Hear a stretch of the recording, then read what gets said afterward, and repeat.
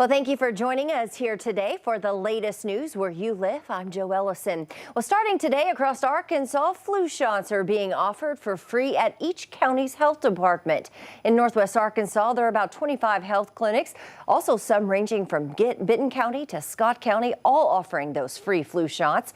Now, most clinics are open on Monday, Wednesday and Fridays from 8 in the morning to 4:30 in the evening, and then on Tuesdays from 9:30 to 6. Now, these are walk-in clinics, and you're encouraged to bring your insurance card with you, but again, they are free flu shots. And a nonprofit supporting veterans is marking Gold Star Families Day with a spa day for mom.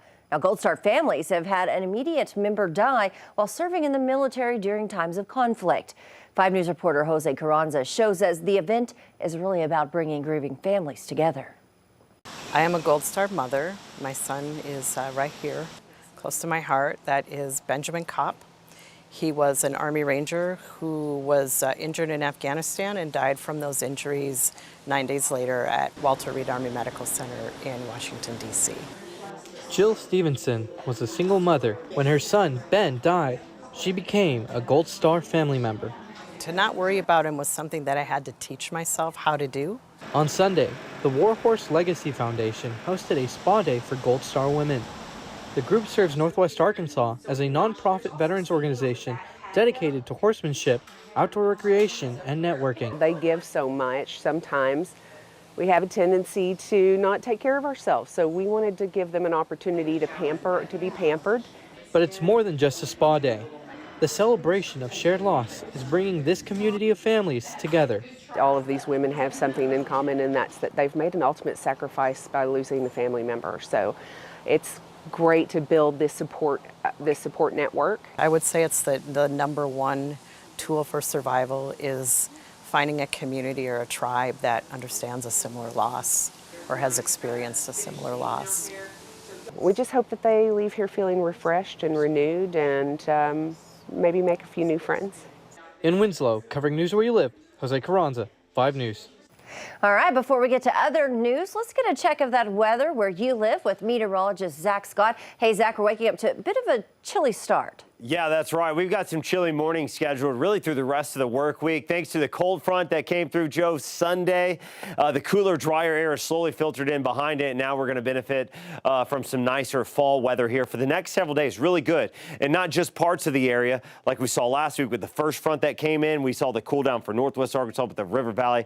You got out of the triple digits, but you've still been dealing with the 90s last few days. Not today and not for the next several days. We're mostly looking at 80s right now, mid 80s for the River Valley for your Monday, upper 70s for Northwest Arkansas for your Monday. We'll dip back down into the 40s and 50s going into Tuesday morning. I think we're going to see a lot of 40s and 50s through the rest of the work week. So those cool mornings, comfortable afternoons. With the dry air in place, we've got much lower humidity, so we're not even close to feeling a little humid or a little muggy for the next 7 days. Unfortunately, though, with the dry air in place, again, it gives us the cool mornings, helps with the comfortable afternoons, but there's no moisture for any rain. It does mean we're going to be staying dry, not only the next 7 days, but the next 7 to 10 days looking very dry. And we've already been dry for the last 4 weeks. So unfortunately, the drought conditions, they're going to be getting worse again. Joe? All right, thanks so much, Zach. Well, right now, the Arkansas Department of Transportation is releasing its statewide improvement plan for the next 3 years. This report states that the Department of Transportation is mainly focusing on safe road users, safe cars, safe speeds, post-crash care, and of course, safe roads. Here in our area, some changes they plan to work on are the I-40 and Highway 59 interchange in Van Buren, Highway 62 interchange in Washington County, and even noise barrier walls on I-49 in Benton and Washington counties. Now, the Arkansas Department of Transportation is inviting you to take a look at the improvement program and is actually asking for comment on what's inside. Now, to see this improvement plan, you can just visit RDOT's website. And Arkansas made history in Rogers with the state's first ever dedicated bilingual bank opening. Signature Bank celebrating the grand open of Banco C. All staff will be bilingual, speaking both Spanish and English. Now, the bank's president hopes it can remove barriers that keep people from receiving financial services. The first thing that is important for our community is that we can help and we can serve them in the language of their preference.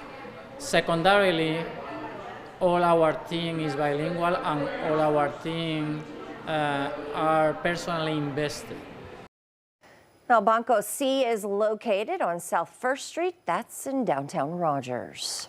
And voters in both the Natural and Sooner states could vote on recreational marijuana. However, there could be a 2-year gap between when it appears on ballots in Arkansas and then in Oklahoma. 5 News reporter Micah Wilson breaks it all down. According to you, this November, Arkansas voters are set to decide on making recreational marijuana legal. However, in Oklahoma, that's not the case. We're hoping for this result and really appreciate the Supreme Court taking a look at the issues that we raised and agreeing with us that our ballot title was sufficient and that the votes of the people should be counted. Steve Lancaster is with the group Responsible Growth Arkansas, which met the required 89,000 signatures from Arkansans to possibly place it on the ballot. Something that it's time to do in Arkansas and vote for it in November.